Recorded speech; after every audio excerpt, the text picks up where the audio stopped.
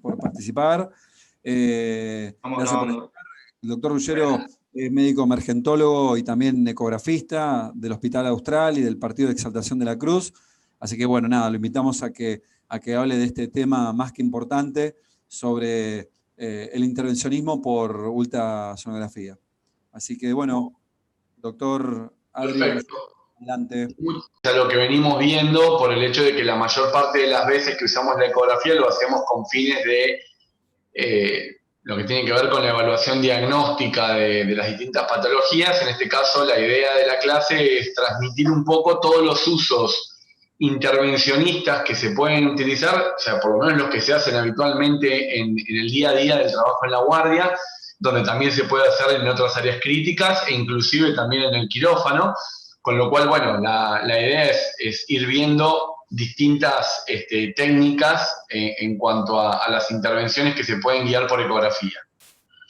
Ya, bueno, desde hace muchos años, desde hace probablemente más de 15 a 20 años, que empezó a usarse el hecho de poder ver los tejidos en profundidad, en tiempo real, para poder plantear de alguna manera hacer intervenciones o estudios o evaluaciones que permitan facilitar los procedimientos que normalmente hacíamos en las áreas cerradas o en el día a día, ¿no? Ya en el año 2004 había un concepto que determinaba que el ultrasonido era como el estetoscopio, que inicialmente podía ser algo más teórico, pero que hoy por hoy es mucho más real en el día a día. En el 2010 se reafianza un poco esto con la posibilidad de incorporarlo ya a nivel del pregrado, o sea, a nivel de lo que es el estudio universitario de pregrado en la carrera universitaria, para poder ya facilitar que una vez que el médico esté recibido pueda tener nociones de cómo usar la ultrasonografía como para ayudarse a hacer los procedimientos. Bueno, recordamos un poco lo que vieron en la primera clase cuando empezamos a ver por qué la ecografía en emergencias, donde podemos decir que en el punto de atención, en el point of care, la ecografía es bedside, o sea, uno lo hace al lado del paciente sin tener que estar llevando al paciente al servicio de imágenes. Es un estudio que se hace rápido, en forma rápida, donde no invadimos, donde no tenemos que hacer invasión, por supuesto que no irradia, y el costo es obviamente bajo, con la posibilidad, además, de un agregado más que es repetible, que yo puedo hacer ecografía las veces que quiera, puedo ir evaluando al paciente y si tuve algún problema en alguno de los procedimientos, puedo volver a reevaluarlo para intentarlo de vuelta o para ver cómo quedó el paciente después de haber hecho el procedimiento. Bueno, entre lo que podemos encontrar como utilidades de la ecografía es que podemos evaluar estructuras anatómicas críticas y su funcionamiento, con lo cual acá tenemos la parte anatómica y fisiológica del estudio, digamos, de lo que es la parte de la evaluación, y al mismo tiempo podemos identificar condiciones patológicas y origen del dolor en los pacientes que tienen sintomatología por dolor, ¿está bien? Y al mismo tiempo hay otras. Si ustedes recuerdan o si se acuerdan de las clases que fueron viendo a lo largo del año, vieron que, por ejemplo, en el protocolo FIL uno podía usar la ecografía con fines de las maniobras de resucitación y de evaluación del paro cardiorrespiratorio. Después teníamos también todo lo que tiene que ver con el diagnóstico de distintas enfermedades. Fíjense que en las aplicaciones centrales en el año 2008 estaba para la evaluación del trauma, para la evaluación del embarazo, para la evaluación del aneurisma de aorta abdominal, la evaluación cardíaca y biliar, la evaluación urinaria, bien, todo lo que es la evaluación de la parte venosa periférica, los tejidos blandos y músculo esqueléticos, como estuvieron viendo recién en la clase de partes blandas, la evaluación torácica con la ecografía pulmonar, la evaluación ocular con la ecografía que se hace de evaluar estructuras oculares ante la posibilidad de trauma o cuerpo extraño, o la de la vaina del nervio óptico para lo que es hipertensión endocraniana, y por supuesto todo lo que tiene que ver con la guía de procedimiento. Y al mismo tiempo, en muchos casos, también puede llegar a ser terapéutica. Ahora en esta clase vamos a ver que el drenaje de un líquido acítico o el drenaje de un líquido pleural o el drenaje de un líquido pericárdico, pueden llegar a ser, además de diagnósticas y además de parte de poder obtener material para poder hacer un análisis físico-químico de ese líquido, también sirve como medida terapéutica. Bien, bueno, tenemos distintos equipos, hay equipos muy portátiles, como pueden ver en estas fotos, hay equipos que no son tan portátiles como el que está abajo a la derecha, que esos son equipos más convencionales, como el que tenemos nosotros disponibles en el servicio de emergencias acá en el hospital. Pero bueno, básicamente, obviamente, cuando uno quiere hacer procedimientos rápidos y son puntuales, no es para hacer un estudio con informe o con demasiada meticulosidad, en realidad uno puede de alguna manera utilizar un equipo portátil como para poder guiar rápidamente el procedimiento que quiero hacer. Bueno, fueron surgiendo distintas publicaciones, cada publicación fueron de alguna manera avalando el uso progresivo. Fíjense que esta es una agencia que se encarga de determinar lo que sería la calidad en la atención de emergencia y cómo podemos hacer una atención en emergencia a nivel, digamos, segura en cuanto a la atención de los pacientes, cómo podemos hacer que los pacientes tengan calidad de atención pero con seguridad al mismo tiempo. Y fíjense que esto es de julio del 2001, con lo cual estamos casi en los 20 años. Y bueno, y acá de alguna manera se fueron determinando prácticas que de alguna manera son necesarias hacer para poder de alguna manera asegurar que uno atiende a los pacientes en forma segura y con alta calidad. Bueno, fíjense que por ejemplo tenemos el uso apropiado de la profilaxis para prevenir la trombosis venosa periférica, profunda en pacientes con situación de riesgo, el hecho de usar beta bloqueantes a nivel perioperatorio en determinados pacientes, el hecho de poder usar máximas barreras estériles para la colocación de catéteres venosos evita todo lo que sea infecciones, el uso adecuado de la profilaxis antibiótica en pacientes quirúrgicos, también para prevenir infecciones, hacer que los pacientes recuerden y repiten lo que se le ha hecho durante el periodo de consentimiento informado para evitar cualquier error o cualquier situación que sea de alguna manera no deseada. El hecho de la aspiración continua de las secreciones subglóticas cuando el paciente está en ventilación mecánica, eso disminuye la posibilidad de neumonía.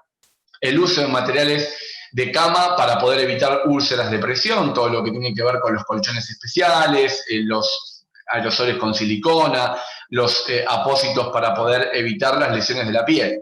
Bueno, acá incorporan también poco lo que viene respecto a la clase, el uso como guía para del ultrasonido en tiempo real, o sea, en el momento en que hay que hacer el procedimiento, para la inserción de un catéter venoso central y de esa manera evitar complicaciones que normalmente vamos a encontrar.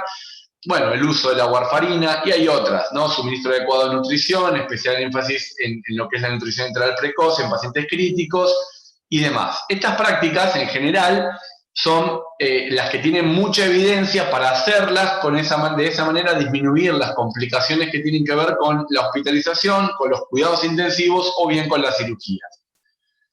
Entonces, ¿cuáles son de alguna manera los procedimientos que estarían avalados o con gran fuerza de evidencia para poder realizar mediante guía de ecografía?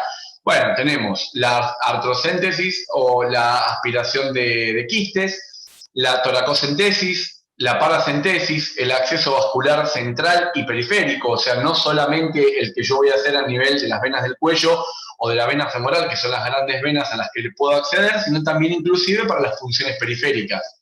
Y ya vamos a ver por qué. La punción lumbar, a pesar de que parezca una situación poco creíble o difícil de realizar, uno puede en determinado grupo de pacientes guiarse con la ecografía para poder hacer la punción lumbar. La pericardiocentesis y en algunos casos también todo lo que es talla vesical y el drenaje de los abscesos luego de haberlos identificado. Bien, con respecto a acceso venoso central, lo que vamos a encontrar es que durante mucho tiempo las venas del cuello se punzaban directamente a ciegas en base a las medidas de los reparos anatómicos. Uno se guiaba por los reparos anatómicos del esternocleidomastoideo, la clavícula, los triángulos anatómicos del cuello, y a partir de ahí, en base un poco a la orientación de la mano y de la aguja, uno podía ir haciendo la punción del cuello. A medida que se fue incorporando la ecografía en forma ya generalizada, en el uso del día a día a nivel de la medicina y sobre todo de las áreas críticas, empezó a ver la posibilidad de utilizar la ecografía como una alternativa para colocar la vía en forma ecoguiada. Entonces, ¿por qué deberíamos usar la guía de ultrasonido? A partir de acá, lo más importante es que uno debería mentalizarse que mientras tenga la posibilidad de hacer el procedimiento guiado por ultrasonido, yo creo que debería tratar en lo posible de hacerlo con ultrasonido. Uno puede tener la mejor mano para hacer una punción venosa central, uno puede tener la mejor mano para hacer una punción lumbar en pacientes obesos, uno puede tener la mejor mano para poder hacer una paracentesis en pacientes que tienen una citis absolutamente evidente y atención, pero uno debería, en lo posible, tratar de por lo menos usar el ultrasonido para ver que no haya nada anatómico que pueda de alguna manera generar una complicación en el procedimiento. Entonces, ¿por qué? A la pregunta que veníamos haciendo en esta diapositiva, es porque los procedimientos guiados, de alguna manera, tienen muchas utilidades en el servicio de emergencia, y sobre todo porque disminuye, y está comprobado que disminuye, el número de complicaciones, el número de punciones que vamos a hacer y el número de intentos en los que fallamos y no pudimos hacer el procedimiento. Entonces, de alguna manera, uno puede ver que la curva de aprendizaje es lenta en una primera etapa, pero una vez que uno ya empieza de alguna manera a coordinar correctamente toda la forma en la que uno va a ecoguiar el procedimiento después es muchísimo más rápido y casi tan rápido que cuando uno lo hace a ciegas o guiado por reparos anatómicos. Bueno, básicamente acá plantea distintos estudios, distintas series, en donde dice que las complicaciones mecánicas del cateterismo venoso central se producen hasta un 15% y la inserción sin éxito es de hasta un 12%, con lo cual tenemos de alguna manera datos que avalarían tratar de disminuir estos números para tratar de no tener, primero, complicaciones y segundo, también, que es importante, no tener éxito en el procedimiento que quiero hacer. Bueno, hay distintos estudios, fíjense que las complicaciones pueden ir variando, obviamente que hay procedimientos que tienen muy pocas complicaciones o tienen menos complicaciones que otros. Por ejemplo, fíjense que la posibilidad de infección en un catéter venoso subclavio es menor que en un femoral, y en un femoral, por supuesto, no voy a tener la posibilidad de hacer un hemotórax o un neumotórax.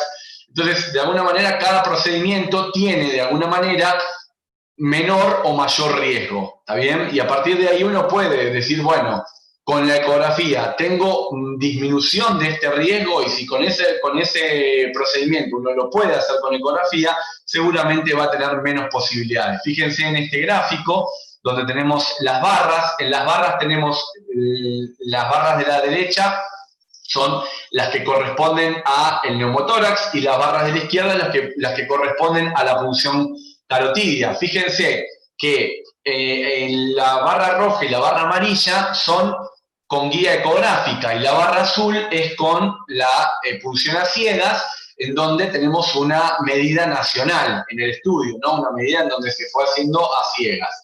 Fíjense que la punción carotidia en personas no experimentadas fue menor que la punción a ciegas. Y cuando esa persona estaba experimentada, la punción fue muchísimo menor y la posibilidad de neumotórax prácticamente nula. Fíjense que la proximidad de neumotórax en el gráfico de la derecha fue de 6.6% con respecto a la técnica ciegas versus un 0%, o sea, ninguno, en pacientes que tenían experiencia al momento de hacer la ecografía como guía de procedimiento. Y fíjense que en el estudio llegaron a la conclusión que la experiencia se logra solamente con 20 pacientes. O sea, si uno tiene la posibilidad de hacer la guía ecográfica en 20 pacientes, adquiriría por lo menos una experiencia razonable que permitiría utilizar con seguridad el método. Bueno, ¿cuáles son los predictores que uno puede de alguna manera obtener en los pacientes para saber que la punción va a ser difícil? Bueno, la obesidad, la coagulopatía, el paciente que esté hipotenso o hipovolémico por el hecho de que los vasos tienden a estar más colapsados y de esa manera la posibilidad de acertar al vaso es más difícil. El paciente que tiene edemas, sobre todo los edemas muy marcados en la piel, generan esta alternativa de hacer más difícil la punción, el conocimiento previo de un acceso venoso dificultoso y las vías centrales previas. Cuando yo tengo muchas vías centrales previas, tengo más posibilidades de tener trombosis en distintas áreas del vaso, con lo cual tengo que por lo menos tomar el trabajo de ver las venas de uno y otro lado para ver cuál sería de alguna manera la vena que yo no voy a punzar o cuál sería también la vena que puedo decidir punzar porque tiene mejor aspecto. Bueno, ventaja de las punciones ecoguiadas es que son seguras, que tienen una disminución muy importante en las complicaciones, que yo puedo ver en tiempo real el objetivo. La punción a ciega yo no veo si la carótida y la yugular están bien una al lado de la otra o una delante de la otra. Hay determinadas variaciones anatómicas que si bien en general la anatomía es bastante constante para este tipo de procedimientos, puede haber pequeñas variedades anatómicas que hacen que el procedimiento sea más complejo. Entonces, puedo de alguna manera evitar la punción de arterias o de nervios adyacentes, y donde se vio que de alguna manera un estudio multicéntrico mostró que la tasa de éxito es 53 veces más que la de la colocación convencional. Bien. Bueno, otras cosas que tienen que ver con la evidencia, fíjense, este es un estudio prospectivo randomizado entre el año 2003 y el año 2005 con 65 pacientes en un departamento de emergencias, donde hay un control ecográfico en tiempo real, comparándola con una técnica tradicional. Las complicaciones en tiempo real fue del 4.6% versus un 16.9% con la técnica convencional. Este estudio marcó estos números. La tasa de éxito fue del 93%, casi 94%, mejor dicho, en comparación con 78.5%. Y el cateterismo en la yugular interna, guiada por ecografía venosa, en un entorno del servicio de emergencias, que sabemos que es un entorno difícil, muchas veces con poco lugar, muchas veces con mucho movimiento, tiene una tasa mucho más alta de éxito en la inserción del catéter y con una tasa de complicación menor. Esta sería la conclusión, digamos, del estudio. Bueno, tenemos en este caso un estudio que está hecho basado a lo que es la trombocitopenia, o sea, pacientes que tienen trombocitopenias severas, en donde podemos ver recuentos de plaquetas muy bajos, como el caso de la columna de la izquierda, que tiene 15.000 plaquetas, versus 90.000 plaquetas en la columna de la derecha. Bueno, lo que se fue marcando es que los tiempos para poder hacer el acceso, en este caso guiado por ecografía, el acceso de alguna manera fue muy parecido, 4.5 minutos versus 4.6.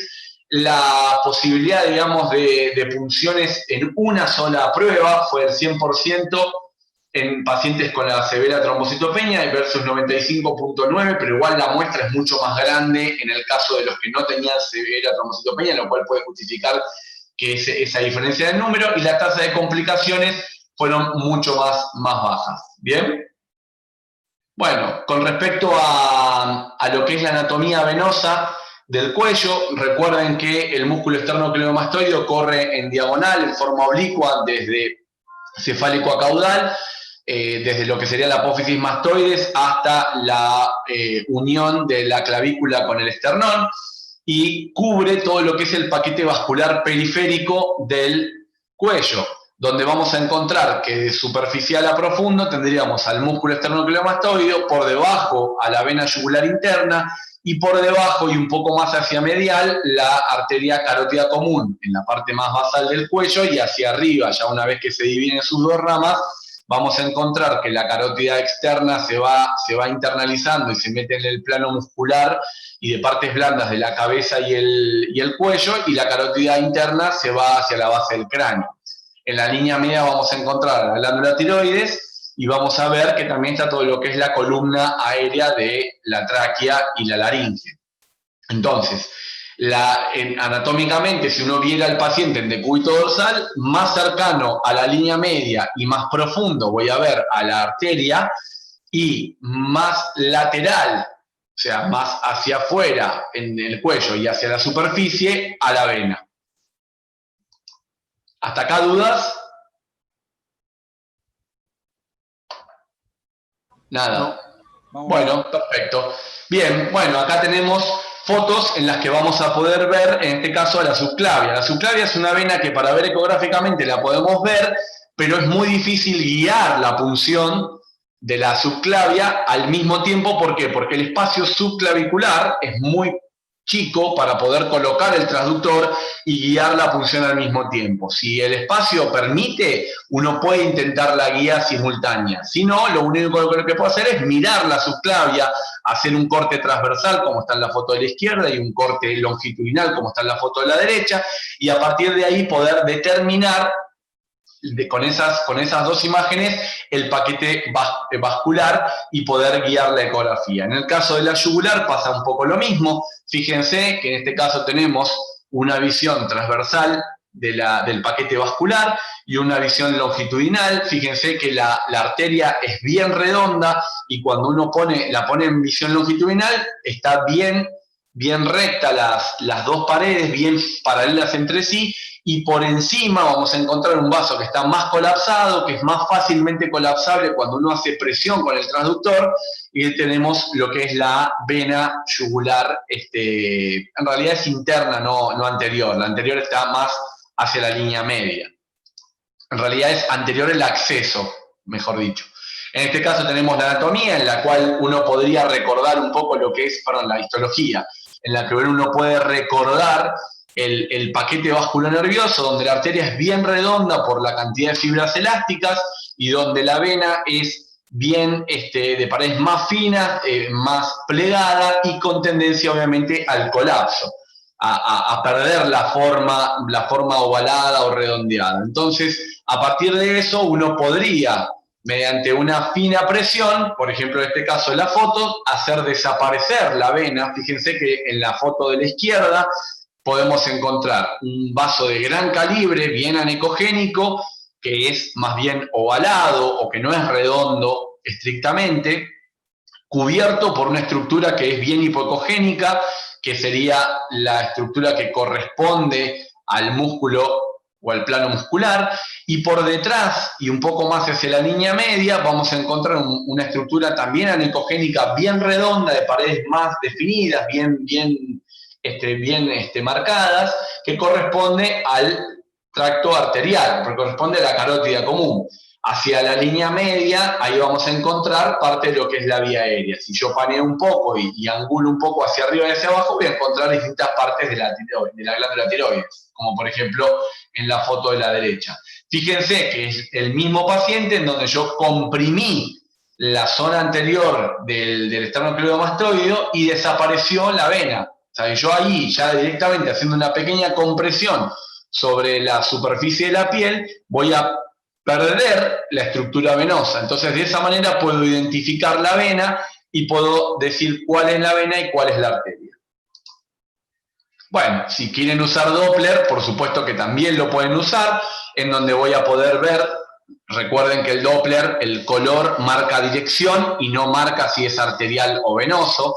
Por lo tanto, fíjense que en la foto de la derecha yo tengo una estructura azul, que uno podría decir que puede ser arterial o venoso de acuerdo a la posición del transductor con respecto a la superficie de la piel, pero en este caso puedo ver que hay una imagen que es de tipo, o por lo menos lo que es la imagen inferior de la curva del Doppler pulsado, es una imagen que parece o remedia más un trayecto venoso. Y si yo me paro sobre la estructura que está en color rojo, voy a poder ver una estructura que es más pulsátil, que ya tiene un pico sistólico y que tiene una imagen que es más probablemente compatible con la arteria. Entonces yo puedo también con el Doppler guiarme para poder hacer la identificación de las estructuras. Bien, esta diapositiva lo que quiere mostrar es cómo puedo yo hacer la guía ecográfica. Yo puedo hacer la guía ecográfica con el vaso en longitudinal, como está en la foto de arriba, o puedo hacer la guía ecográfica con el vaso en transversal. En longitudinal se lo conoce como visión en eje largo y en transversal se lo conoce como visión en eje corto.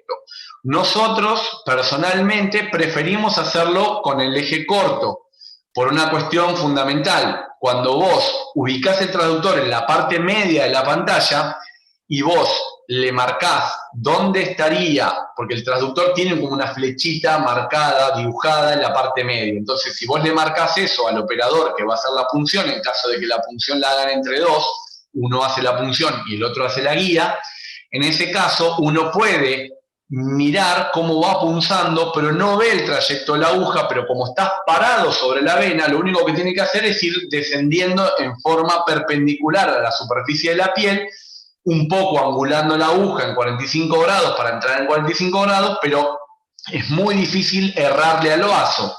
En cambio, cuando está en eje largo, yo veo el trayecto de la vena, pero al estar en eje largo yo puedo inclinarme un poquito más o un poquito menos y la vena no entra por el centro de la vena, por la parte de mayor diámetro, sino entra a veces un poquito más lateral y en ese caso muchas veces atraviesa la vena y se pierde. Hay operadores que prefieren el eje largo. Ustedes fíjense que en la foto de arriba la aguja se ve como ingresa. La ventaja que tiene es que uno puede ver a la aguja ingresando en todo momento. O sea, uno va viendo todo el trayecto que hace la aguja. En el caso del eje corto, uno ve la aguja solamente cuando está tocando la pared porque produce una deformación. Si ustedes se fijan, fíjense que hay un artefacto en la foto de abajo que se ve la vena. Fíjense que hay como un artefacto en la parte media del vaso que lo deforma, como una muesca, y ese artefacto a su vez se ve como raro, se ve como que tiene reverberancia. Bueno, esa es la punta de la aguja que está atravesando la pared. Yo voy a ver la aguja solamente cuando esté empezando a atravesar la pared. Y esa es la desventaja que tiene, pero es más fácil poder guiarse ecográficamente y anatómicamente con el vaso en transversal que con el vaso en longitudinal. Bien, bueno, ¿cómo se hace la preparación estéril del transductor? Obviamente que como uno va a hacer la guía en tiempo real, al mismo tiempo va a estar guiando el procedimiento y al mismo tiempo va a estar punzando, el procedimiento tiene que estar con técnica estéril. Entonces voy a poder, de alguna manera, si tengo disponible una manga de laparoscopía o una manga de endoscopía, que son esas que se usan en forma estéril, le pongo el gel. Luego coloco el transductor planar. Recordemos que en lo posible tratamos de usar el transductor planar, pero si el paciente es muy obeso o si el paciente tiene mucho edema, a veces el planar no llega a poder visualizar los planos profundos para terminar de ver el paquete vascular. Entonces lo que tengo que hacer es pasar al convexo o eventualmente a un sectorial. Entonces, en ese caso, coloco el transductor como está puesto en la foto. Fíjense que el operador está colocando sin tocar nada y la persona que asiste con la manga está con todo ya el equipo estéril. Se coloca el transductor, quedó embebido o lleno de gel en el extremo ciego donde vamos a hacer el procedimiento para apoyar. Y luego todo el resto se cierra para que todo el procedimiento quede esterilizado. Y a partir de ahí, ya sí, todos los que toquen el transductor lo van a tener que tocar, por lo menos con esa mano tiene que estar esterilizada, con guantes estériles y con técnica estéril. Bien, una alternativa que también es válida y que está descrita, que nosotros la usamos mucho, es usar un Tegaderm. Si tenemos un Tegaderm, lo que vamos a hacer es, con técnica lo más estéril posible, tratar de sacar el adhesivo, apoyar gel o clorhexidina transparente, en todo caso, y al mismo tiempo ponemos el Tegaderm y envolvemos el cabezal del transductor con el Tegaderm. Y a su vez, después el Tegaderm lo pasamos por el interior, el transductor lo pasamos por el interior de un camisolín estéril. Entonces, de esa manera, nosotros tenemos el camisolín estéril, adentro tenemos agarrándolo con la mano, entonces la manga del camisolín rodea el transductor y en la punta tiene el tegader. Entonces, fíjense la foto en donde se hace la colocación del tegader. Después, como el tejido o la piel no le podemos poner gel, salvo que tengamos posibilidad de tener gel estéril, pero no tenemos, la alternativa es usar clorexidina transparente y que vamos tirando cada tanta cantidad de segundos sobre la superficie de la piel para que brinde un medio líquido y permita la conducción del ultrasonido. Porque ustedes recuerden que si yo no pongo nada, no veo nada. Entonces, fíjense cómo primero uno evalúa, o sea, uno que va haciendo primero es ver las venas. Uno ve la vena a nivel del lateral derecho y del lateral izquierdo, revisar bien todas las venas, revisar la axilar, revisar las subclavias, revisar las yugulares, fijarse en lo posible que el paciente esté en posición de Trendelenburg para que las venas se ingurgiten un poco más.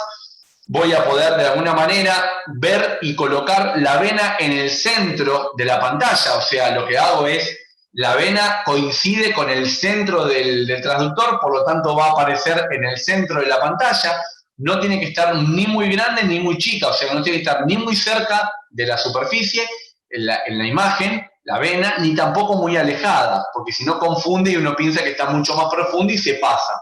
Entonces, de esa manera, una vez que sabemos que está en el medio de la vena, disminuimos la presión para que la vena no se colapse, porque si la vena se colapsa, el observador que va a punzar no la ve, y de alguna manera entramos a 45-60 grados en forma oblicua, pero siempre tratando en lo posible de entrar por debajo del transductor en la parte media, porque sabemos que la vena está justo ahí abajo, en la parte media. Entonces, lo que hacemos es entrar despacito, vamos entrando y vamos aspirando, entramos, aspiramos, hasta que viene el retorno de sangre. Entonces, acá tenemos un video. Ahí está guiando, él está haciendo la punción de la anestesia para poder hacer la infiltración anestésica. Ahí tenemos un equipito que es un equipo viejo, pero fíjense cómo la vena tiende a estar en la porción media de la pantalla.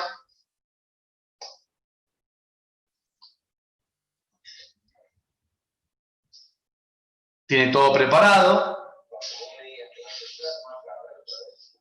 Entonces, uno de alguna manera, él va probando con el dilatador, va probando a ver si está apoyado en la piel sobre el territorio de la vena. Entonces se va fijando. Ahí donde marca la piel, ahí es donde la piel colapsa un poco, está parado justo arriba de la vena. Entonces ahí él va a entrar a 45 grados, justo por debajo del transductor, donde hizo la infiltración anestésica.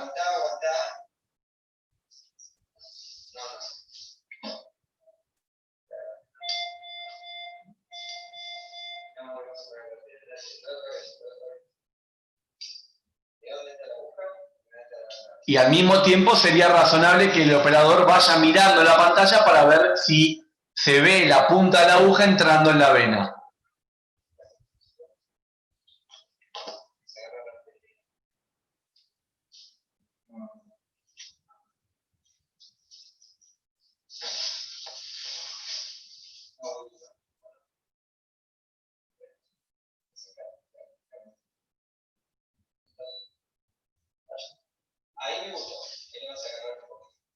Y ahí está.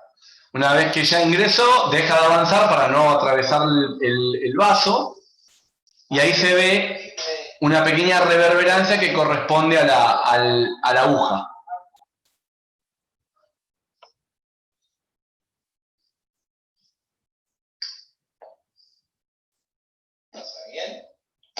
Pasamos la cuerda. Una vez que tengamos estabilizado todo, recién ahí vamos a sacar el transductor. Una vez que sepamos que ya está dentro del vaso, que ya pasó la cuerda, que la cuerda corrió bien y no hizo tope, no hizo pared, bueno, ahí en todo caso va a dilatar y después lo que vamos a hacer es volver a revisar para ver que no haya hematomas ni nada.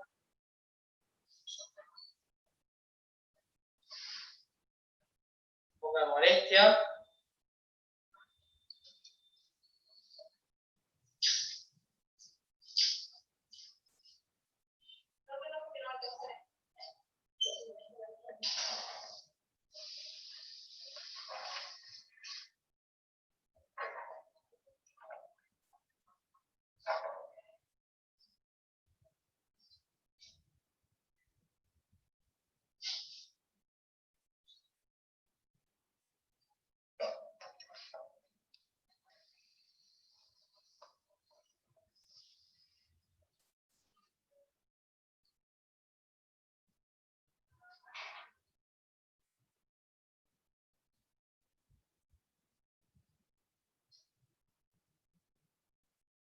Siempre recordamos de mirar el monitor cuando se pone la cuerda por la posibilidad de unas salvas de taquicardia ventricular. Bueno, y ahí se comprueba la permeabilidad del vaso y la permeabilidad del catéter. Bueno, y básicamente estaría colocado. Bien, bueno, fíjense en el caso de la subclavia, como les explicaba, la subclavia es muy difícil por el espacio que tenemos para poder el traductor hacer las punciones al mismo tiempo, pero bueno, uno puede hacerla, revisar la imagen en longitudinal y transversal y a partir de ahí poder por lo menos localizar a ver a dónde está el vaso, a cuántos centímetros y en qué posición está, como para poder guiarlo. ¿Está bien? Este paciente es un paciente complicado, ya por lo pronto parece una predicción de vía periférica difícil. Haciendo compresión sobre la misma para identificar su acceso.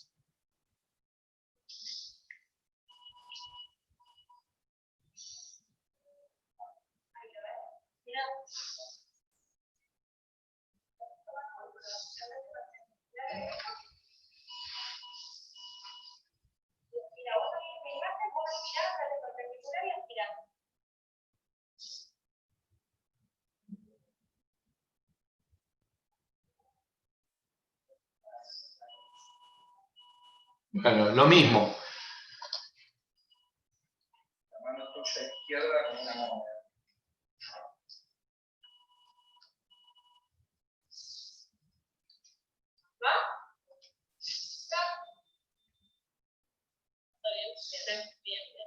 Monitor, por favor, a ver si no hace ninguna TV.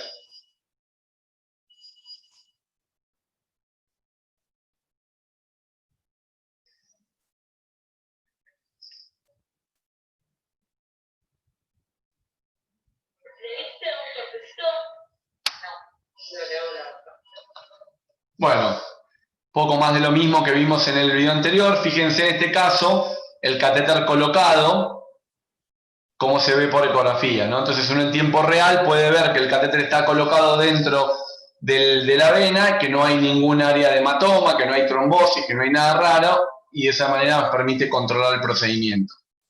Bien, esto es todo por lo que es cateterismo de venoso central. Vamos ahora a hablar un poco de lo que es toracocentesis. Bueno, básicamente, ¿cuáles son los beneficios de las toracocentesis guiadas por ultrasonido? Bueno, porque el neumotórax por la técnica convencional a ciegas o guiado por los reparos anatómicos nos da que tenemos entre un 20 y un 39%. En el caso del ultrasonido tenemos una disminución mucho más notoria con respecto a la cantidad de neumotórax y a la cantidad de complicaciones que puede presentar el paciente como el hemotórax. Al mismo tiempo, fíjense que la cantidad de neumotórax y en general de poco volumen, o sea, poco significativos, bajó al 1.3%. ¿Está bien? Al mismo tiempo, uno puede, de alguna manera, mejorar la selección del sitio de punción. ¿Por qué? Porque puede haber adherencias, porque puede haber un derrame complejo que hace que por ahí determinada zona punzar no sea la mejor. Entonces, de alguna manera, uno cuando guía y revisa todo el hemitórax para ver cuál es el mejor punto para punzar, uno con la ecografía lo puede obtener. Entonces, fíjense, la técnica se hace siempre generalmente a nivel posterior, se utiliza un transductor planar. En este caso, ahí agregaríamos la ecografía primero como una evaluación, donde no tendremos que tener el reparo estrictamente anatómico, salvo obviamente lo que corresponde al uso de la anatomía con la ecografía. Y al mismo tiempo podemos ver el tamaño del espacio que vamos a punzar. Fíjense que en este caso el tamaño está marcado en 1.4 centímetros o 14 milímetros, que está justo en el límite para que la punción sea más favorable para el éxito, ¿no? Fíjense que al mismo tiempo puedo hacer una punción lateral, en donde si tengo un bolsillo grande a nivel lateral, donde está acumulado el líquido pleural, me voy a la línea media axilar y puedo entrar por ese lugar, donde uso un transductor básicamente más convexo, ¿no? Un transductor para poder hacer o sectorial. Fíjense, se utiliza la línea axilar media o inclusive la línea axilar posterior en el cuarto o quinto espacio intercostal y lo mínimo recomendado de espacio entre la pleura parietal, o lo que corresponde a la línea de la pleura parietal y la pleura visceral, es de 15 milímetros. Y fíjense que ahí en la foto de abajo, a la derecha, vamos a empezar a encontrar la imagen del catéter, que es ese artefacto con doble pared, ¿no? Bueno, acá tenemos una imagen de un derrame pleural, fíjense, es un derrame pleural importante. Lo que vemos que se está moviendo es el corazón, por supuesto, y lo que vamos a encontrar es todo lo que tiene que ver con el derrame pleural. Es muy difícil no acertar con este tipo de derrame, pero hay derrames más pequeños, fíjense este que tiene todo un pulmón atelectesiado con áreas que parecen de consolidación. Entonces uno puede de alguna manera guiar el procedimiento. Acá tenemos un video en donde se evalúa y se guía.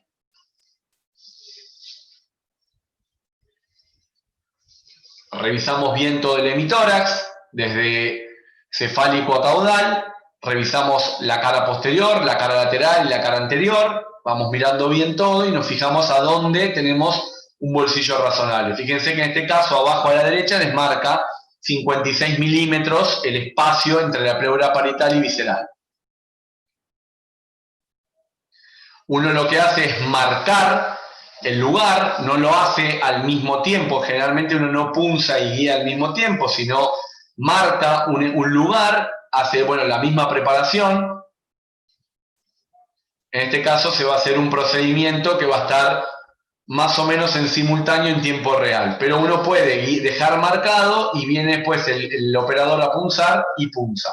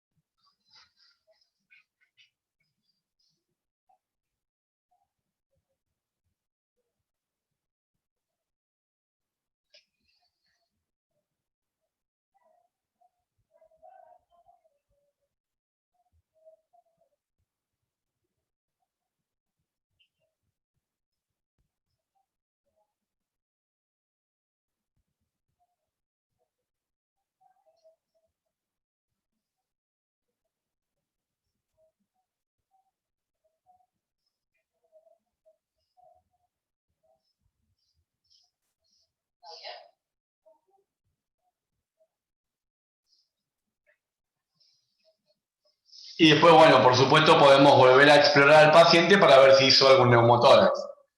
Es poco probable que lo haya hecho, pero si está la posibilidad que haya hecho uno puede explorar los hemitórax, sobre todo es el lado ese que es el que uno punza, como para buscar el neumotórax. Bien, con respecto a la paracentesis, vamos a tener algo más o menos parecido. Lo que vamos a encontrar es que el líquido se va a acumular en forma sectorializada en el abdomen de acuerdo a la movilidad de las distintas vísceras. Entonces, la técnica, siempre vamos a usar el transductor de baja frecuencia. Para hacer la punción de abdomen necesitamos de alguna manera un transductor que nos permita llegar en profundidad para medir el bolsillo de líquido. En ese caso usamos un transductor sectorial o un transductor convexo. El paciente se va a colocar en decúbito dorsal con la cabecera ligeramente elevada para que esa inclinación lleve el líquido a las partes más caudales del abdomen. y vamos a identificar el bolsillo con el líquido que mejor se vea, el que más líquido tiene, el que más separa la pared de las vísceras abdominales, el que de alguna manera permita la mejor punción. Generalmente uno siempre va al cuadrante inferior izquierdo, pero en muchos casos es razonable que si el bolsillo con más líquido está hacia la derecha, uno pueda punzar también hacia la derecha. Obviamente nos va a permitir poder identificar vejiga e intestino y tratar en lo posible de no punzarlo. Vamos a ingresar la aguja a través de la pared abdominal bajo control ecográfico en tiempo real. Hay dos posibilidades. Si el bolsillo es muy evidente, uno deja marcado el punto donde se puede hacer la punción y viene el operador y punza. Y si no, si el bolsillo está un poco más justo, en general uno puede de alguna manera quedarse parado ahí con técnica estéril, apoyado ahí y tratar de no hacer presión para desplazar el líquido y guiar al mismo tiempo que se hace la punción. Fíjense en la foto de abajo que vamos a encontrar ascitis con adherencias, en donde el bolsillo no sería el más adecuado para la punción por la cercanía de las vísceras abdominales a la pared. Y fíjense en la fotografía de arriba donde tenemos un gran bolsillo que es adecuado para la punción. Bueno, uno tiene que de alguna manera usar el transductor de baja frecuencia, identificar las distintas áreas que pueden llegar a ser las que corresponden a los dos flancos o al área suprapúbica, tratar de no punzar en el lugar donde estaría circulando el paquete vascular epigástrico para tener de alguna manera una referencia y obviamente por encima de la vejiga. Bien, uno a su vez puede medir el ancho de la pared, uno puede el grosor de la pared para saber cuántos centímetros va a necesitar el catéter atravesar la pared para llegar al peritoneo. Entonces, fíjense, acá tenemos un bolsillo chico para la punción, en este caso tenemos un bolsillo adecuado, donde la cantidad de líquido permite separar bien las vísceras abdominales de la pared abdominal. En general, se considera que en una evaluación, en este caso está hecho con una ecografía, con un transductor planar, fíjense que se ve parte de lo que es la estructura intestinal y lo que es la estructura de la pared abdominal, y lo que se considera como límite de seguridad para la punción de la paracentesis es de 2 centímetros. En el caso de la toracocentesis dijimos 15 milímetros o 1.5 centímetros, en este caso es 20 milímetros. Bien, fíjense, ahí ingresó la aguja, fíjense que se ve la aguja en el video y se ve cómo se hizo la punción y no se llega a tocar las estructuras abdominales. Bueno, acá tenemos una guía de un paciente que está con una ascitis importante para hacer un drenaje. Fíjense cómo las asas intestinales flotan en el líquido, tienen muchísimo líquido, con lo cual es bastante los bolsillos como para punzar. Uno tiene que ir buscando, derecha, izquierda, cuál es el mejor punto de punción. Lo marca y en todo caso se hace la punción. Entonces ahí se punzó y se hace la anestesia y después se va a hacer el procedimiento.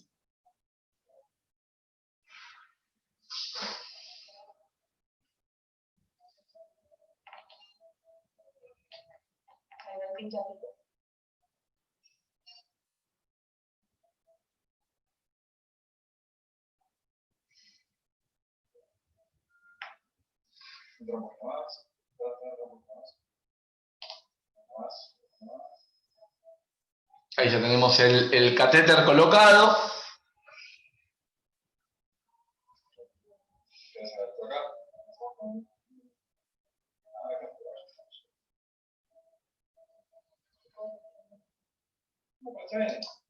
Bien.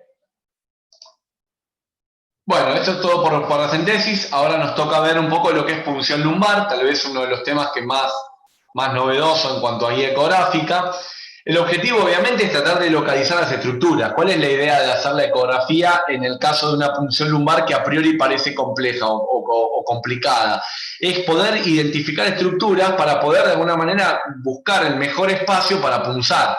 a veces los pacientes por escoliosis o los pacientes por obesidad o por pliegues de la piel no pueden de alguna manera identificar, no se les puede identificar claramente las apófisis espinosas de las vértebras lumbares, entonces la posibilidad de punzar es más difícil. Entonces, para evitar una punción fallida o una punción que genere alguna complicación, uno tiene la posibilidad de guiarse por la ecografía. Usamos un transductor de tipo planar para pacientes donde podemos ver bien con el transductor planar, y si el paciente es muy obeso o tiene mucho pliegue en la parte posterior del dorso, en la parte posterior del abdomen o del tórax, ahí vamos a identificar con un transductor de tipo convexo como para ver las estructuras. Entonces, fíjense estas fotos en donde si uno quisiera identificar medianamente las estructuras, tenemos dificultades. ¿Por qué? Por distintas posiciones de las crestas ilíacas como puntos de reparo, porque tenemos pacientes con obesidad, porque tenemos pacientes con pliegues a nivel de la piel, que hace que por ahí identificar los reparos anatómicos sea más dificultoso. Entonces, ¿cuál va a ser la técnica de la punción? Bueno, el paciente va a estar en la posición que desee el operador, en general puede ser de cúbito lateral o sentado, inclinado hacia adelante. Vamos a tratar de poner el transductor a nivel de las apófisis espinosas, o sea, en la zona media de la espalda, tanto en sentido longitudinal como transversal. Siempre recuerden que para hacer todo este tipo de evaluaciones uno tiene que mirar en los dos planos, ¿está bien? Para evitar confundir estructuras o para evitar errores en cuanto al procedimiento. Lo vamos a hacer entre L2 y L5, generalmente, preferentemente de L3 a L5, y donde vamos a encontrar que las apófisis espinosas, como toda estructura ósea, se van a ver con una zona hiperecogénica que corresponde al periósteo, y desde el periósteo hacia atrás, hacia abajo, en profundidad, vamos a ver que hay sombra posterior por la alteración del ultrasonido en el hueso. Entonces, como pasa también con las costillas o con otras estructuras óseas. Entonces, de esta manera vamos a poder ver los espacios intervertebrales, o sea, el espacio que queda entre las apófisis espinosas, para poder señalar el lugar de punción. Tengan en cuenta que en general esto obviamente no se hace en tiempo real. Uno marca el espacio y después el operador hace la punción. Entonces, fíjense, las dos visiones, tenemos la visión longitudinal y la visión transversal. Fíjense que en la visión longitudinal voy a encontrar bien la estructura de las apófisis espinosas, que están marcadas con L3 y L4, y el espacio interespinoso o intervertebral está bien delimitado con tejidos que se continúan con los tejidos blandos de la piel y la hipodermis. Entonces, en ese lugar voy a encontrar todas las estructuras ligamentarias que voy a atravesar con la aguja. Y cuando me pongo en posición transversal también puedo identificar el espacio en donde no hay hueso, y en ese lugar yo puedo perfectamente guiar. Entonces marco en una y en otra posición cuál es el lugar donde se cruzan las estructuras que permiten la punción, y ese lugar es el que voy a decidir punzar. Fíjense, este es un video de Sonosite donde podemos ver cómo se hace la guía.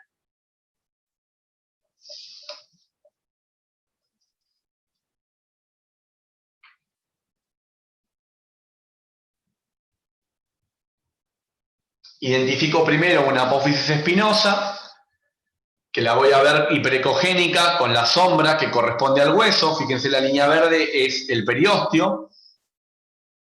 Los músculos paravertebrales a ambos lados. Voy a ir buscando y subo hasta identificar la otra apófisis espinosa. Una vez que tengo identificadas las dos, giro el transductor y ahí me voy a encontrar con el espacio. El lugar donde no hay periósteo y donde los tejidos se continúan con las partes blandas superficiales, es el lugar donde voy a poder marcar y punzar. Fíjense que el transductor tiene como una línea que marca el punto medio. Eso lo tienen todos los traductores como para poder guiar los estudios.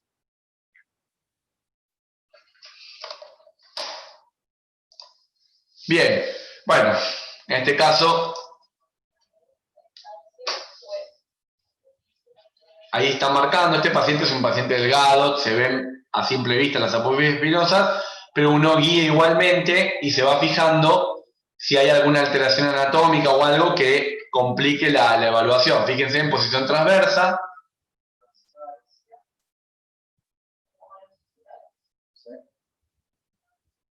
En este caso decidieron usar un traductor convexo, pero se puede usar un traductor planar.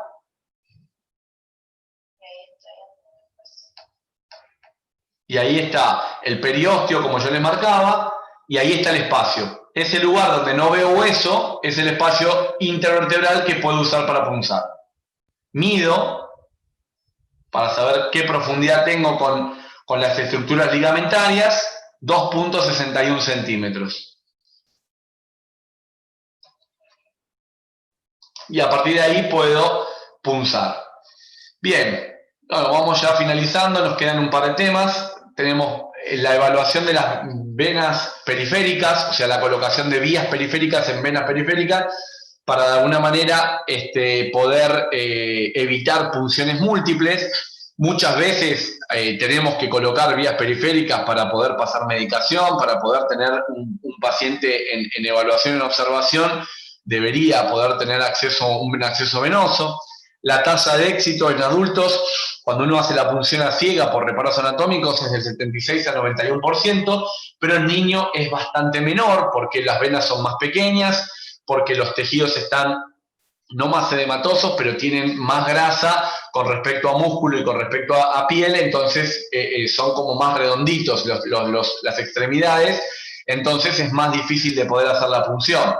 El uso de la ecografía para guiar los accesos centrales se empezaron a hacer en 1978 y recién en 1999, o sea, más de 20 años después, se empezó a utilizar la ecografía para poder hacer la colocación de vías periféricas. En este caso es un estudio hecho por Keyes de 101 pacientes en el departamento de emergencia. Entonces, fíjense este estudio es del 2013, en donde se fueron haciendo como una especie de evaluación de tipo metaanálisis de 9 trabajos que estaban bien hechos, en donde empezaron a ver que el tiempo de punción, o sea, el tiempo de colocación del acceso, bajó en 2 veces con respecto a la técnica ciegas y bajó en 8 minutos con respecto a la técnica en ciegas. O sea que indudablemente que vamos a hacer menos intentos de colocación con el guiado por ecografía versus menos tiempo también con respecto a la guía ecográfica, con respecto a la técnica en ciega. Bien, en este caso, en adultos disminuyó el número de intentos, pero el tiempo fue más o menos parecido. O sea, se hicieron menos punciones. Bueno, fíjense que el riesgo de fallas también fue muy bajo, ¿no? Bueno, se hace una exploración general del vaso, hacemos un escaneo de todo el vaso, donde vamos a poder confirmar bien todo lo que tiene que ver con la dirección, o sea, si el vaso va lateralizándose o yendo hacia medial, si se hace más superficial, más profundo. Podemos evaluar distintas variaciones anatómicas y tener una idea de la permeabilidad. Recuerden que cuando un paciente tiene tratamientos como la quimioterapia o internaciones prolongadas con accesos venosos múltiples o repetidos, la posibilidad de trombosis es mucho más grande, por lo tanto esos vasos son poco permeables y se desaconsejarían para la punción nuevamente. Entonces voy a poder hacer una evaluación de 3 grandes grupos de vasos, que son la vena cefálica, la vena basílica, que está en la parte media o medial del antebrazo y del brazo, y las venas braquiales que acompañan a la arteria braquial. A partir de ahí yo puedo ir viendo el equipo, voy a buscar el preset es el de venas de extremidad superior, que es el que ya viene en este equipo, que es el que usamos acá en el hospital, pero también está en la mayoría de los equipos que tienen ya preseteado el software. Voy a usar un Tegaderm. La idea de usar el Tegaderm es para mantener siempre la técnica estéril, salvo que vaya a hacer una observación rápida, encuentre rápidamente una vena, dejo marcado y después el operador lo que hace es higienizar bien la zona, esterilizar bien la zona y hace la punción. Colocamos el lazo bien alto, tenemos que tener al paciente obviamente cómodo y explicarles bien el procedimiento. Una vez que se coloca el lazo, usamos clorhexidina como medio de transmisión del ultrasonido en la superficie de la piel y al mismo tiempo nos sirve para ir limpiando la piel. y vamos a ir revisando con el transductor planar, como dijimos en la diapositiva anterior, de cefálico a caudal, buscando cuáles las mejores venas. Fíjense que en general revisamos la basílica, las cefálicas y las medianas que están junto con el paquete braquial. ¿Cuáles son los valores que deberíamos considerar para tener éxito en la punción? Bueno, básicamente es la distancia de la piel al vaso que sea menor a 16 milímetros. Y el diámetro de la vena, el diámetro máximo que encontremos de la vena, que sea mayor a 6 milímetros. ¿Significa que vamos a fallar si lo hacemos con valores distintos? No, pero la tasa de éxito está certificada por los estudios cuando el vaso está a menos de 1.6 centímetros y cuando el diámetro de la vena es mayor a 5 o 6 milímetros.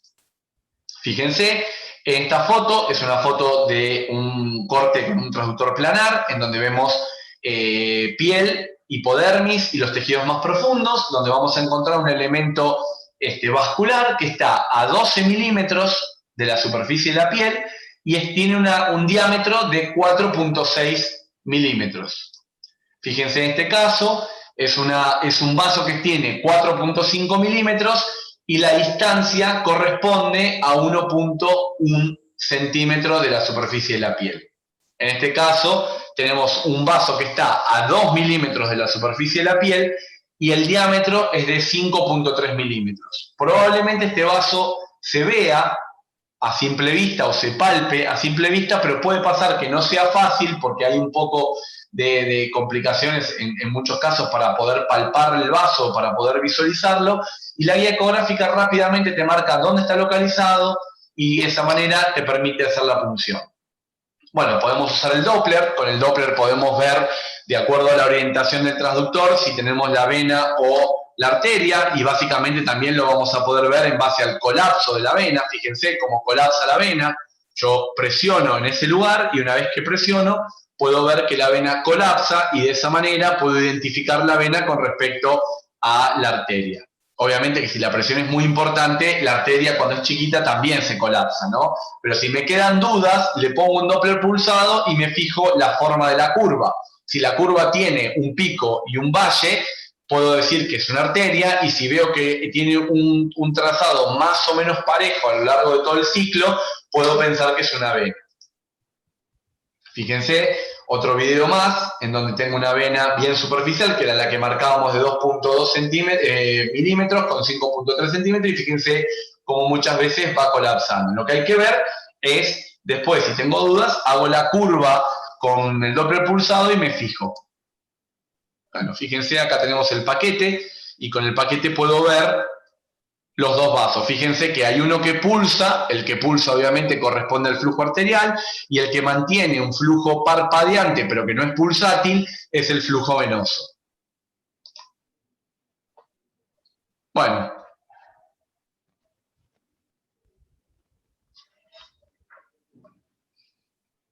Fíjense, ahí tenemos un video en donde vamos a ir viendo y ahí se marca.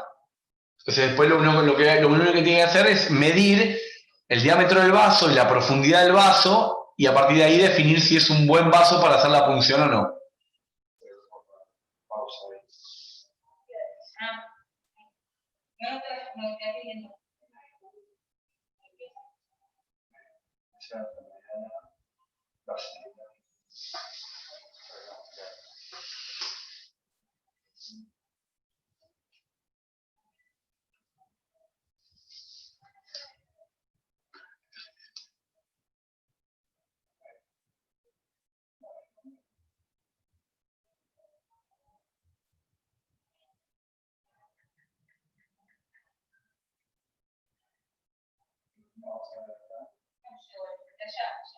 Es para no volver a pincharte y pincharte una vez sobre así.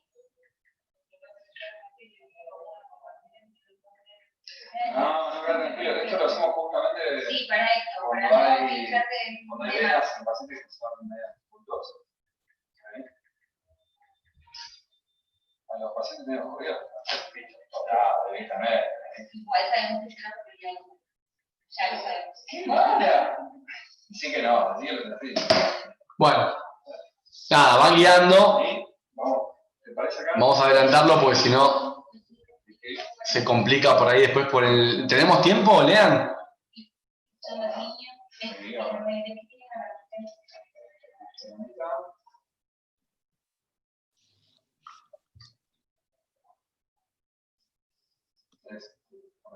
Sí.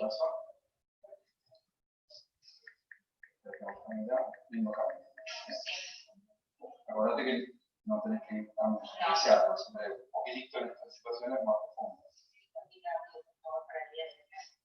No, no. ¿Cómo es tu nombre? Claudia.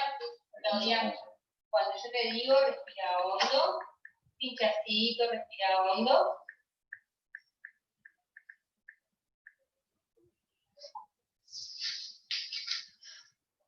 Ahí se ve la reverberancia de la aguja. Fíjense cómo va presionando el tejido de superficial a profundo, la aguja, y se ve la reverberancia, el artefacto que hace el elemento metálico y cómo ingresa al vaso. A veces hay que retirar un poquito e inclinar un poco para terminar de colocar el acceso correctamente, ¿no?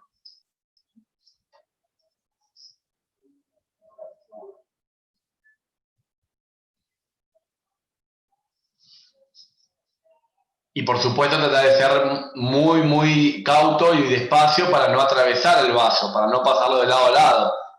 Cuando ya apenas tenemos un poco de retorno de sangre, enseguida paramos, aspiramos un poco y si persiste el retorno de sangre, bueno, ahí ya podemos parar, sacar la aguja y conectarle la guía.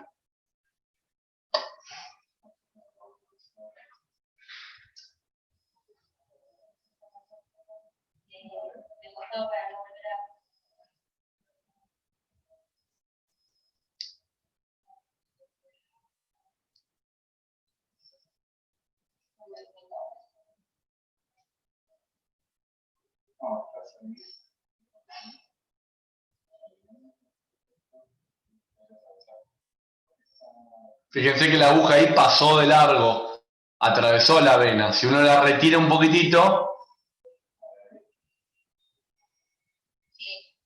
ahí está dentro de la vena.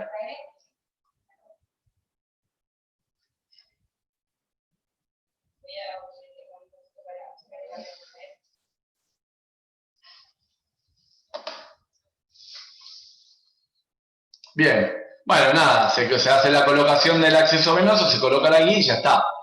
Bien, y bueno, y para terminar vamos a ver un poquito de lo que es pericardiocentesis. Es un procedimiento que tiene una técnica específica que tiene que ver con la posición del paciente en decúbito dorsal, donde vamos a poder utilizar distintas ventanas, pero la más recomendable es la subsifoidea, ubicado más tendiente al margen subcostal izquierdo, y siempre apuntando al hombro izquierdo, o sea que en realidad nos conviene ingresar en una posición no justo en la línea media, sino paramedial, izquierda, apuntando al hombro izquierdo. Vamos a profundizar el catéter unos 15 centímetros y vamos avanzando siempre y siempre fundamentalmente en la posición en la que no toquemos o en lo posible veamos que en la imagen no encontremos ni pulmón ni tejido hepático. Obviamente tratar también de siempre en lo posible identificar en la piel y por debajo la arteria mamaria interna para tratar de alguna manera de evitar la punción vascular. Bueno, la eco en realidad lo que vamos a hacer es para poder marcar el procedimiento, un poco de lo que fuimos viendo a lo largo de los distintos procedimientos, que en general uno trata de no hacerlo en tiempo real, se puede hacer en tiempo real, no es que está mal, generalmente uno hace en tiempo real, saca el transductor, vuelve a apoyar, marca y así va de alguna manera guiando la punción, pero no se deja el transductor y la punción y se hace todo al mismo tiempo. ¿Está bien? Y obviamente nos permite también confirmar por ultrasonografía la colocación correcta del trocar dentro del pericardio. Bueno, acá tenemos distintas vías de punción. La más recomendable es la que tenemos abajo, en la vía subsifoidea, que es la que de alguna manera la más tradicional o convencional. Fíjense que se pone el transductor, se apunta más tendiendo a estar paramedial izquierdo y apuntando hacia el hombro izquierdo también, y donde vamos a poder ver que vemos la visión subsifoidea y buscamos el saco pericárdico por abajo. Bueno, fíjense, con un equipo portátil,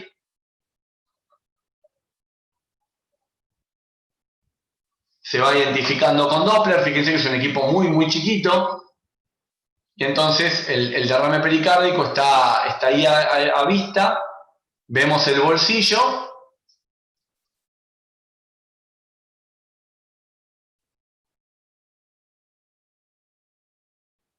Bueno, fíjense ahí el derrame pericárdico con alteraciones hemodinámicas en la aurícula derecha y el ventrículo derecho. Entonces ahí, una vez que ya se identificó dónde estaría el trayecto, uno puede hacer la punción y la guía.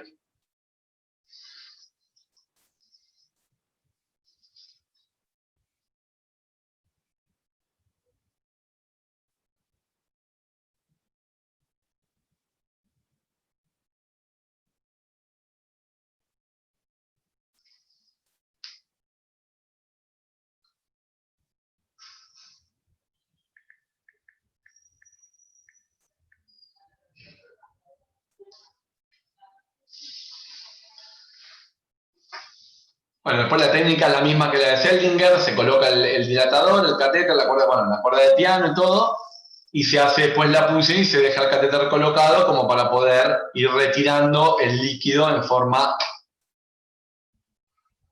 intermitente. Después se guía de vuelta la ecografía para ver el resultado de la punción. Bien, fíjense este derrame pericárdico, donde lo que podemos ver, fíjense que es una paciente de mujer de 56 años con antecedente de cáncer de mama que ingresa por disnea, francamente taquicárdica, con una tensión arterial que no está hipotensa, pero que marca que está en 160, con lo cual no tiene un valor normal de presión en cuanto a más de 120, más de 130 de sistólica, pero ya está taquicárdica, está disneica, tiene yugulares que no colapsan, con lo cual me está marcando que hay aumento de la presión intratorácica, y donde voy a poder ver que en el electrocardiograma una taquicardia sinusal. Cuando se hace la ecografía se puede observar el derrame pericárdico y se puede ver que la dinámica o la cinética de los ventrículos no parece una cinética normal. Entonces fíjense, como uno por subsifoide, como uno por subsifoide apical, puede ir viendo cómo hacen los ventrículos para contraerse. Y fíjense cómo tienden a estar colapsados y bailoteando las estructuras cardíacas. Esto me está marcando que el paciente probablemente justifique esa taquicardia, esa disnea y esa ingurgitación yugular por un taponamiento. Bien, fíjense, la cava tiene un índice de vena cava mayor o menor al 50%. ¿Qué les parece?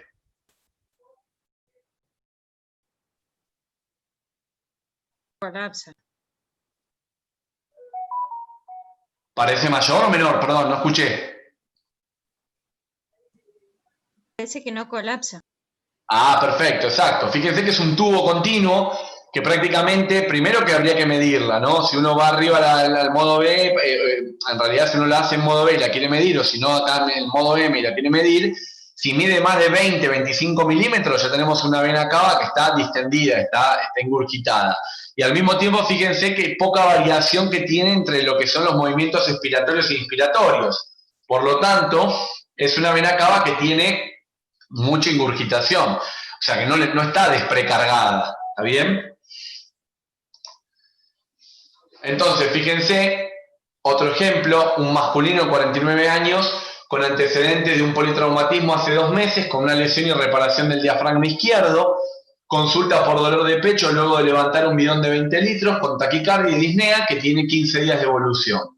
La presión arterial está normal, hasta ligeramente hipertenso, pero no está hipotenso, quiero decir.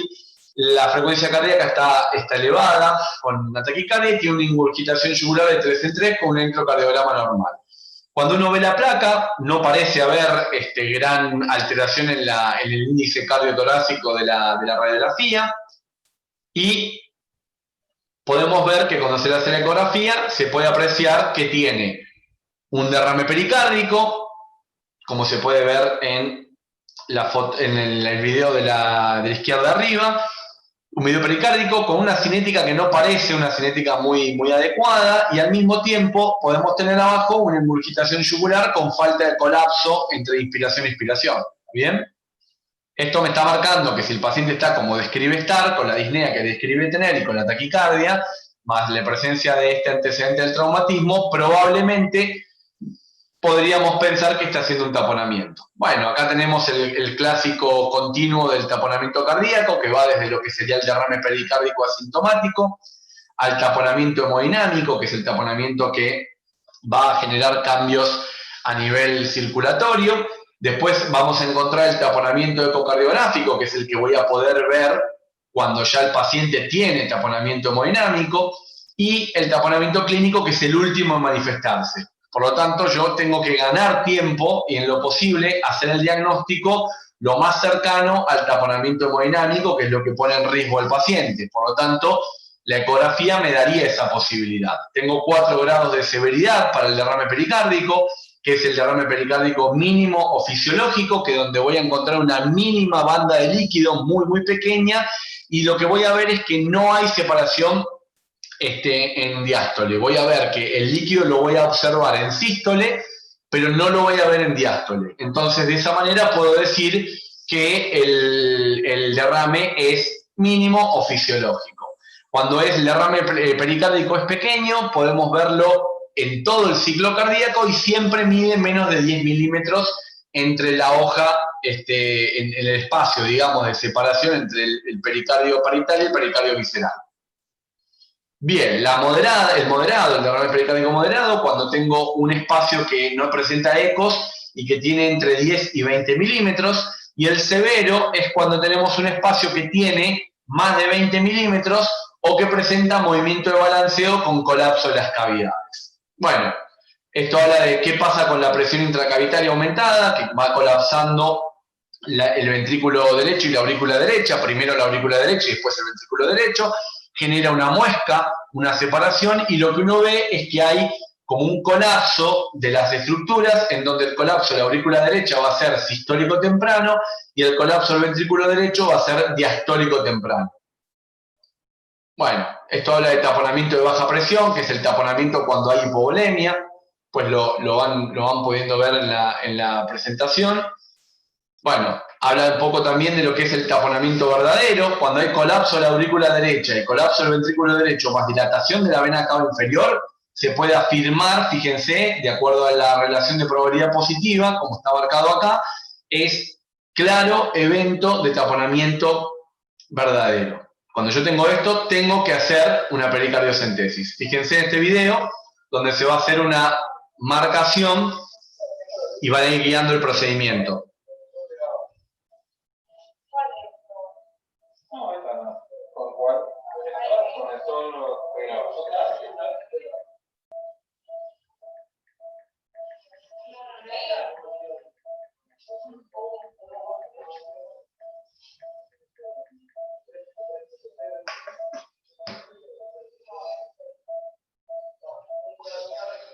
Entonces está todo preparado, todo con el campo estéril, está todo acondicionado, digamos, como para hacer la guía.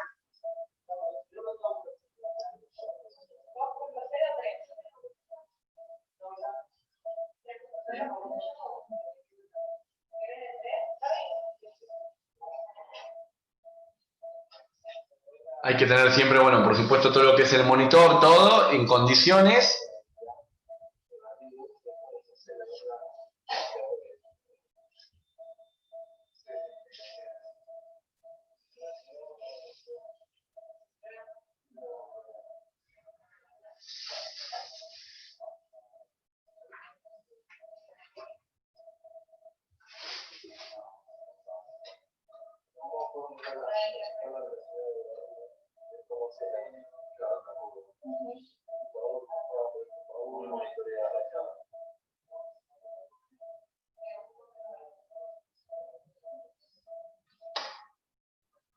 Uy, perdón.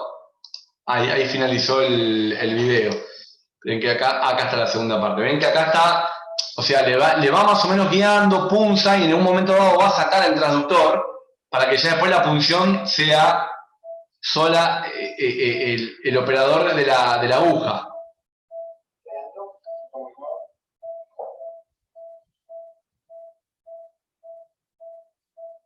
Fíjense cómo usaron la manga del camisolín para cubrir todo lo que es el cable y parte del transductor, y el cabezal quedó con el pegader puesto como para que sea toda la técnica scaling.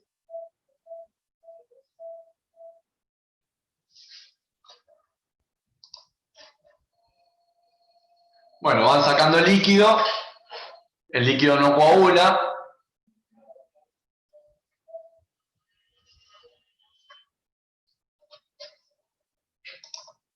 Bueno, y ahí tenemos ultrasonografía después de haberse hecho el drenaje pleural con el transductor sectorial, y donde se puede ver que ya la cinética es una cinética cardíaca mucho más fisiológica, no tenemos obviamente el derrame pericárdico y no hay colapso fuera de, digamos, del ciclo, está funcionando todo adecuadamente. Fíjense que se sacó 700 mililitros de líquido del saco. Entonces, como conclusiones, lo más importante de esta clase es que traten en lo posible de siempre hacer los procedimientos guiados por ecografía cada vez que tengan al ecógrafo en condiciones o disponible para hacerlo. Si pueden hacerlo, guíenlo, acostúmbrense, porque es mucho más seguro y les va a resultar muchísimo más fácil con el tiempo.